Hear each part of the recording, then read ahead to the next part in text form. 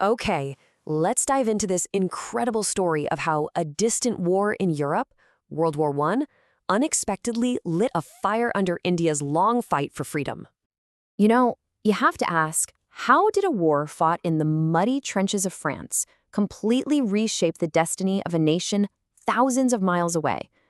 Well, the answer connects those trenches right to the streets of Delhi, and it reveals a massive turning point in history. So it's 1914, the Great War breaks out. And because India is part of the British Empire, it's automatically dragged into a global conflict that, let's be honest, wasn't its own. There was no debate, no choice in the matter. You had the Allies, Britain, France, Russia on one side, and the Central Powers on the other. And as Britain's colony, India was just expected to serve the empire without question. That meant a steady stream of soldiers and resources for a war happening on the other side of the world. But here's where the story takes a really interesting turn. For many in India, Britain's crisis was seen as an opportunity. It was like an alarm clock for a political scene that had been pretty quiet since the Swadeshi movement had fizzled out a few years earlier. Back in India, nationalist leaders were facing this huge question. How do we play this? How should we respond to the empire's war? And the answer was anything but simple. In fact, it kind of split the movement. And what's fascinating is you see three totally different game plans emerge. You had the moderates, who felt it was their moral duty to help Britain. On the complete opposite end, you had the revolutionaries who saw this as the perfect chance to overthrow the British while they were distracted. And then, in the middle, you had this more calculated group, the extremists. This was the big bet, the strategic gamble of the extremist faction, led by guys like Bal Gangadhar Tilak. Their logic was, hey, if we prove our loyalty now, in Britain's hour of need, they'll have to reward us with self-rule, or Swaraj, once the war is over. But let's be real. While politicians were debating strategy, the true cost of the war was being paid by ordinary Indians, and it was being paid through immense and really painful economic pressure. Just look at this number, 11 rupees. Let that sink in for a second.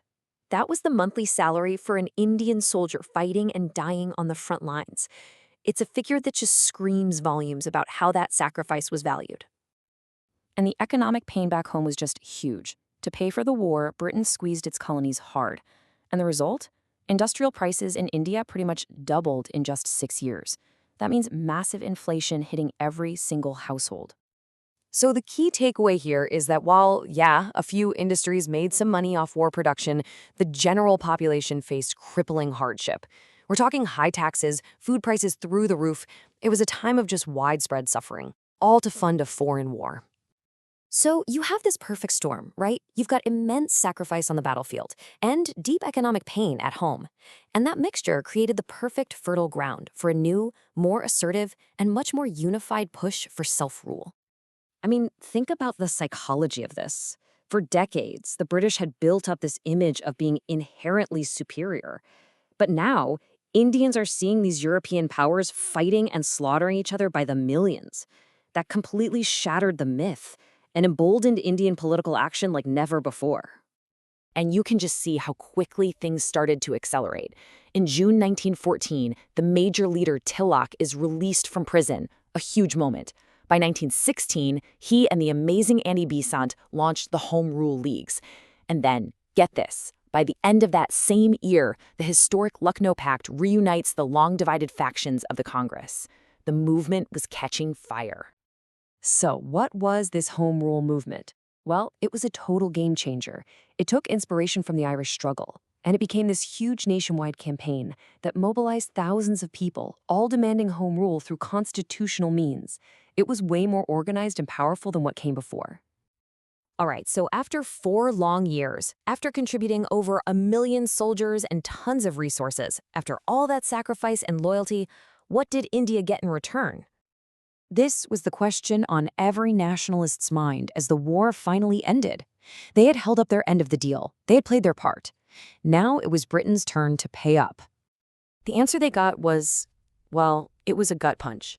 Instead of the self-governance they were hoping for, India got a bunch of disappointing, watered-down reforms, and, even worse, new laws designed to crush any dissent.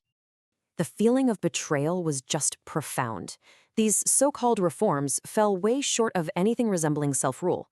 And then, to add insult to injury, they passed the Rowlatt Act, which let them lock people up without a trial. It was a slap in the face. Loyalty had clearly not been repaid.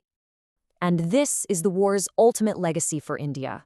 This deep sense of disillusionment is exactly what set the stage for the rise of Mahatma Gandhi and his powerful strategy of mass civil disobedience. The fight for freedom was about to enter a whole new, much more determined phase. You know, if you've ever been to Delhi, you know this site, the India Gate. It's not just a landmark, it's this permanent, solemn reminder of the sheer scale of India's contribution and the thousands of lives sacrificed in a war so far from home.